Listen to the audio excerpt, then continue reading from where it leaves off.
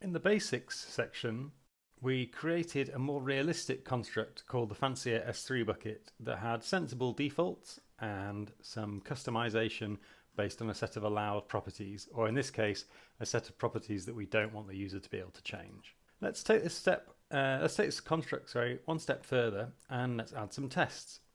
So I'm going to create a file in our test folder here. You can locate or co-locate test files in with the source files if you like. I'm just using a separate test folder because that's what the ProGen template that we use to generate this construct uses, but it's up to you whether you want to go that way or not. We're going to be writing tests in Jest. Obviously you don't have to use Jest if you don't want to, but the CDK documentation nudges you towards Jest. So I think it's the one with the best support. And also you don't have to use the describe syntax that I'm going to go for here. You could use the test syntax like this, and it would do exactly the same thing. It's just a different style of writing tests. So I'm going to add a describe block in for our construct, which is going to be the Fancier S3 bucket. And then let's start off with a test. So we can say it, what should we have it do? Okay, it creates an S3 bucket. And then we're going to create a stack, but this is not one of the custom stack classes that we've been getting used to, that we've been making in fact. It's just going to be an instance of the default CDK stack, and we don't have to attach the stack to anything. We can just initialize it with an empty constructor. Then we are going to make a template, which is going to be using the template class.fromStack, and then we're going to pass in our stack there. And so that would give us an empty synthesized template. But that's not very helpful. So what we actually want to do is we want to attach our bucket construct to the stack. So let's pop that in there. We can call it whatever we like. Let's call it Fancier S3 bucket, and we don't have to provide any props if we don't want to. And it's going to take me some time to get used to writing single quotes. All right, now we've got our template, we can do some assertions. So if I just look at the available methods on template here, I think the assertions that you'll find yourself using the most are has resource properties, which does an assertion not on the whole CloudFormation resource, but just the properties key. There's has resource, which does the same thing, but on the whole CloudFormation resource. And then resource count is just to check that something's there. Obviously, there are other assertions, but I think these three are the ones that I use the most. So let's start off with a really simple assertion that we have one S3 bucket resource being created. So we've got that there, and then let's run an npm test. Okay, so we're getting an error from the construct because bucket key enabled is set to true, but I've set encryption to S3 manage. So here's a really good case where actually I made a mistake in the original production of this construct, and we've caught that in a test. So if I'd written the test up front, this never would have been finished off in the state that it's in. So let's take off bucket key enabled and let's rerun our test.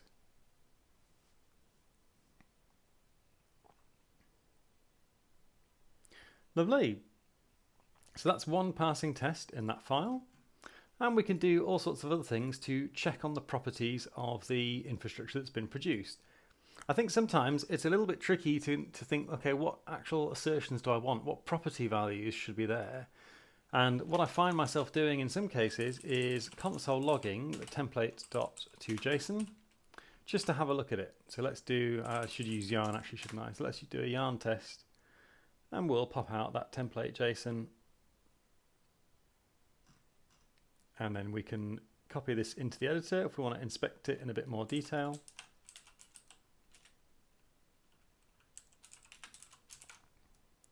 Whoops, that's plain JavaScript, isn't it? Let me do a JSON.stringify here. And we can run yarn test again. Lovely, and there's a big blob of JSON for us. Let's pop that into our editor, give it a format. And now if we wanted to, we could work out what assertions we might want based on the JSON here. We could also do that by running a debugger. So let's have a look at doing that instead. So one of the things we probably want to do is a bit of customization of how the testing is getting run. And at the moment that's using a ProGen script, which is passing it through to Jest with a particular set of options. But actually what I'm going to do is I'm going to call Jest manually, because I'm going to use node with the inspect break option to start a debugger, or the ability to connect to debugger, and then to wait for you to do anything. And then we'll run Jest from the node modules, and we're going to reuse the command run in band so that Jest doesn't launch any child processes.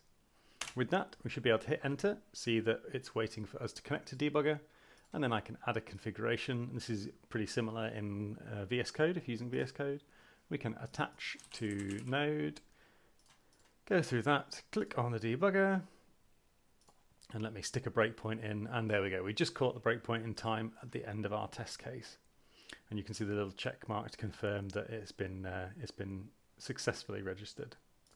So that would give us an alternative way to inspect the generated template if we wanted to, and to work out what the properties should be when we're writing up our assertions here. So we've done one test to make sure it actually creates an S3 bucket. Let's write another test. So part of the functionality here is that we've enabled encryption. So let's make sure that encryption stays on. So we can say it enables encryption on the S3 bucket. And then we can repeat the same setup again. And this time we can say template dot, and then we can use has resource properties this time, and we're going to say our AWS S3 bucket has the properties, and then let's have a look inside the properties object in the generated template here, which we could also see in our JSON if we prefer that method. And there's a key called bucket encryption, so let's pop that in there. Inside of there is another object, whoops, and we have a server-side encryption configuration.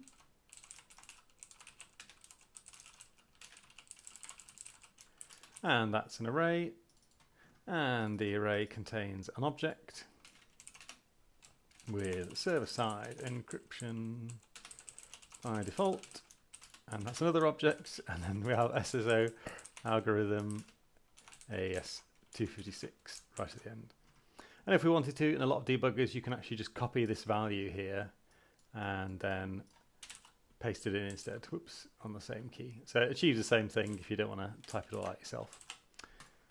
Okay, so that's another assertion. So I'm just going to play this here to finish off running our tests. And then I'm going to run the tests like normal. I'm not going to run the debugger this time. And we'll see if that one passes. Lovely. So we've got a separate assertion for a piece of functionality that we care about, that's important to us. But we've got some repeated code here. We're repeating the setup of the stack, repeating attaching the S3 bucket and the template. And now it might be that you need to provide particular properties in only some tests and not other tests. And so it would make sense for you to be able to override these props or provide different props every time. But sometimes you might not need to do that, and you might have just one scenario. And so what we could do instead is have a before each statement, and then I'm going to pop just above here, and we'll set a variable that we can mutate after the fact called template, and then we can repeat this setup in the before each, but rather than defining a new variable called template, we're going to assign it, and then we can just do our assertions as we did before. Let's give that a run.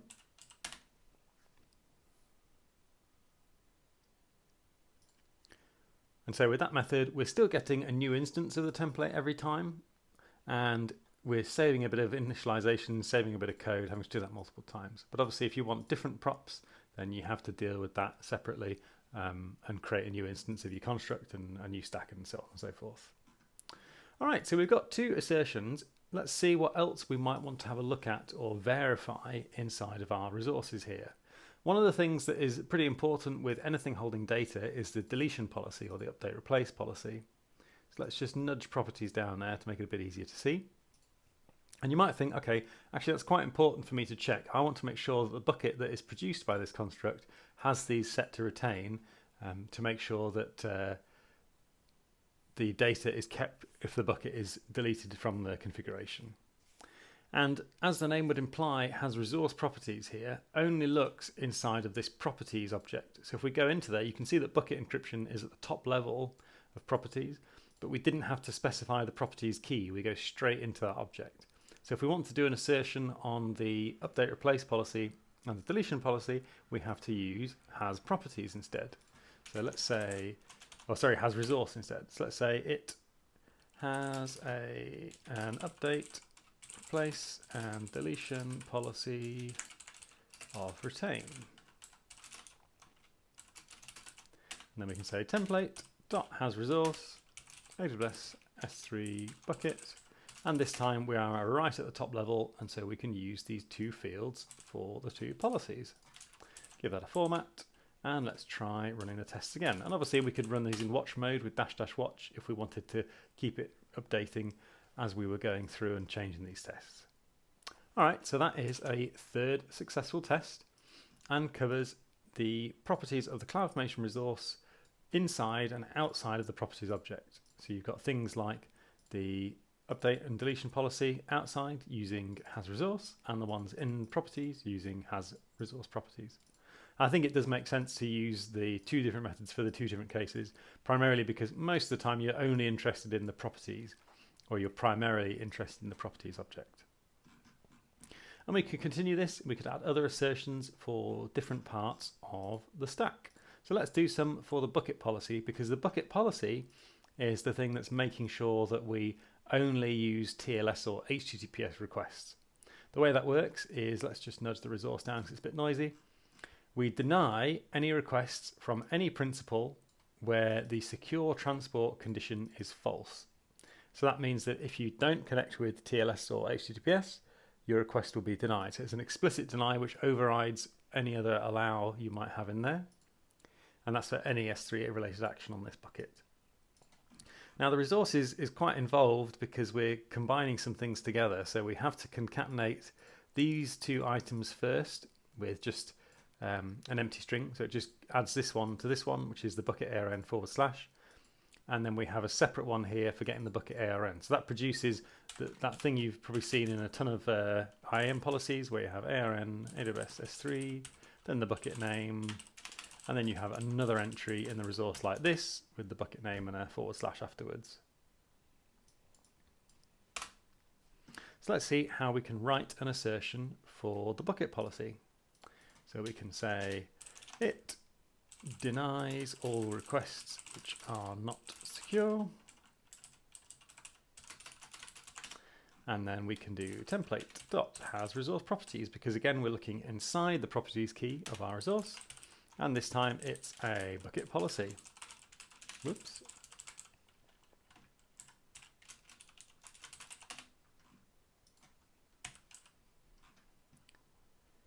And then what properties should we assert on? So we could take the bucket reference if we want. Obviously in this construct there's only one bucket, so we'd hope that would be correct, that part. And then there's the policy document here, which we can use in our assertion. Whoops, and I've got double set of, is that just formatting? No, I've got a syntax error there. And I've managed to make a function there rather than just having a normal object. There we go, that's better.